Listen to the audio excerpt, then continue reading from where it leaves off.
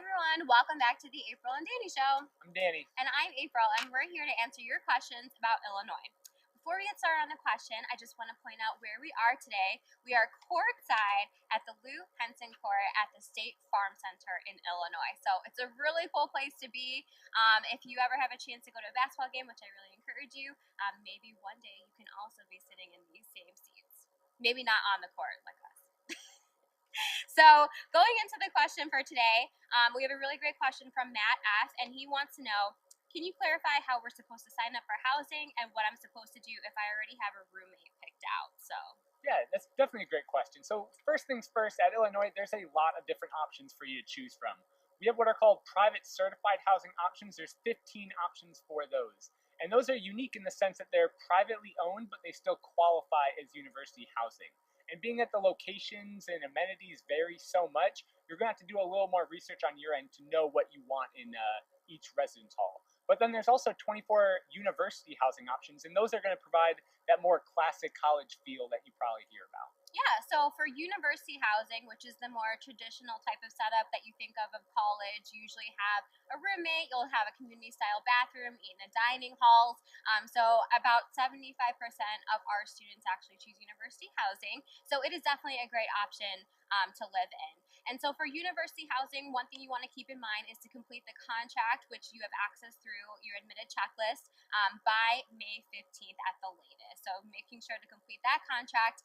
And then at that time, you'll also want to list your top options of living. So typically about 6 different living units that you'd want to consider. If you want to see more information or pictures of these living units, you can look at the housing website. So that'll give you a ton of more information. And then when you're picking your different options, you'll want to keep a few things in mind. Number one, do you want to live in a living learning community, which is kind of unique to our campus. It's really cool. They have about 10 different living learning communities, which are pretty much specialized programs. So within these living units, you'll have a common theme, whether it's the honors students or women in math, science, and engineering, sustainability, music. So there's a ton of different options. So if you want to be living with other students that have those same interests as you, definitely check those out. Again, more information is on the housing website. Note that there might be additional application steps for living learning communities when you sign up for housing. So making sure to follow those steps as well. And also when you're completing your contract, you also want to make sure to list if you have a roommate preference, or if you don't know who you want to live with and you want to go random, you can also use our tool through the housing contract website to kind of find who's going to be a good match for you to live with as well. So that's always a really cool feature to use if you want to have a good sense of the type of person that you want to live with, but you definitely want to also meet other people on campus as well. And then when you do your housing selection, so if you complete your contract by May 15th, typically in the summertime after that, you'll get your housing time frame selected, so you'll be able to sign up for your particular housing. Again, making sure to have a few different options in mind in case your first choice is not available. You'll select the hall that you want to live in, and then also, again, making sure to coordinate if you have a roommate planned out, and you'll also select your meal plan as well. There's a few different options for meal plans, whether you want just meals or cafe credits, which are basically you're able to use it at stop and go locations to pick up a few things here and there, or you can do a combination of both. Again, more information about that is also on the housing website as well.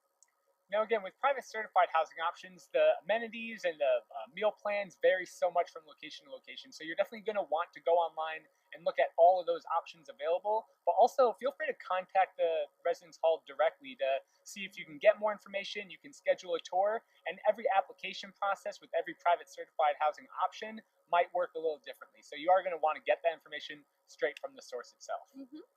So that was a great question. Thank you for asking it. And if you guys have any other questions, feel free to email them to us at admissions@illinois.edu. Thanks. Thank you. Bye. Bye.